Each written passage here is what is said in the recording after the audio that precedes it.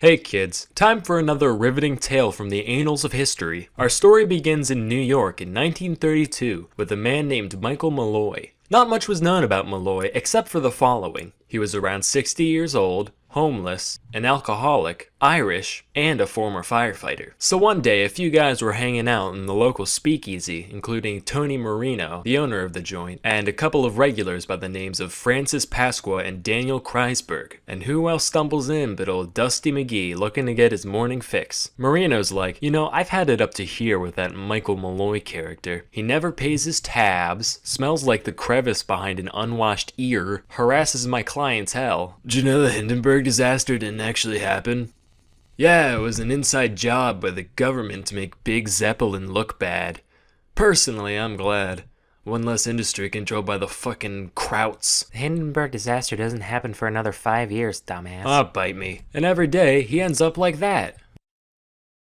So Pasqua's like, yikes, seems like quite the dilemma on your hands. Lucky for you, I've come up with the perfect solution. Let me hear it. I say we deploy a ploy to destroy that unemployed Malloy.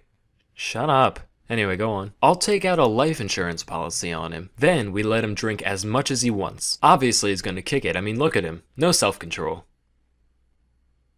See that? He just drew from the stockpile while there's still moves to be made on the tableau. Oh, I like that joke. Then, once he's dead, we get all the money for ourselves. Win-win. The first part of the plan went through without a hitch. Pasqua took out not one, but 3 policies on Malloy's life, with Joseph Murphy, a bartender at Marino's, posing as Malloy's brother and being named as the sole beneficiary. In total, the group stood to gain $3,576, which is like 66 grand in today's money. With all that in place, they begin the second part of the plan. Hey, Malloy. Good to see you, man. Say, what happened to your arm? Yeah, the other day I got in a fight with a goose. Got bit pretty bad. Been leaking pus for about a week now. But hey, I got the breadcrumbs.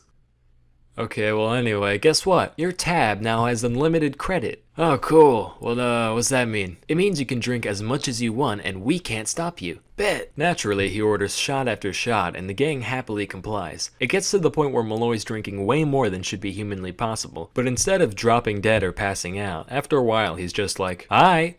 See ya." Within 24 hours, he's back at it, giving his liver the equivalent of a Tyson uppercut and being no worse for wear. This went on for a few days before the boys were like, alright, we need to up the ante here, and decided to replace Malloy's typical shots with wood alcohol, otherwise known as methanol. Keep in mind, as little as 4% methanol by volume is enough to make a moonshiner go blind, and just 2 shots of the pure stuff should be able to kill a man. But Malloy slammed back just as much as he normally would, totally none the wiser, and was like, still see ya. Anyway, see ya. They tried again for a few more nights, he was fine. Soaked some expired oysters in wood alcohol and fed them to him, he was fine. They gave him a sandwich made from rotten sardines and carpet tacks. Motherfucker asks for another. They were like, alright, this man's got a lead belly, there's gotta be something else we can do. So one day after he passed out, they drove him half a mile to the park, tossed him out into the snow, took off his shirt, and soaked his head and chest in water. They drive away thinking they've finally done it, but when Marino clocked in at the speakeasy the next day, Malloy's already there, just hanging out, barely even sniffling. Finally they just said fuck it, ran the guy down with their buddy's cab, and backed over him again for good measure. For once, Malloy didn't show up the next day. The gang was cautiously optimistic. After all, there are 60-year-olds who bite the dust just from one wrong step in the shower, let alone the force of a half-ton of steel going 50 miles an hour. They called all the local hospitals and morgues in an attempt to find where he ended up, but they couldn't get any useful information from anyone. Lo and behold, 5 days later, the guy limps his way on in once again, with a mighty thirst and little memory of the incident. The gang debated just icing some other random drunkard, cause this one's the fucking juggernaut apparently, but they decided to try one more thing before calling it quits. After Malloy went through his usual blackout routine, they took him up to Murphy's room, stuck a gas line in his mouth, wrapped a towel around his face, and turned it on. Within an hour, Malloy finally stopped breathing. After countless attempts on his life, at long last, they were successful. However, as you might have realized, the final method of murder was a far cry from the simple elegance of the original plan, which is something they never really thought about until it was too late.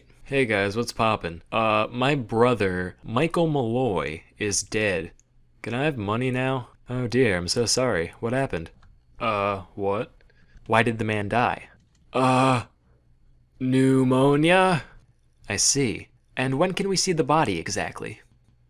So, after a quick medical examination, the men were convicted of first-degree murder and attempted fraud, and subsequently sentenced to death by electric chair. And while the executioner flipped the switch, Malloy's ghost sat in the corner, chowing down on some antifreeze and sardine soles, just laughing his ass off. Moral of the story, life is unpredictable. That's why we have insurance for it in the first place. If you ever commit fraud against life, just know that life's gonna commit a little fraud back. Till next time, I'm Salmonella, and thank you for watching.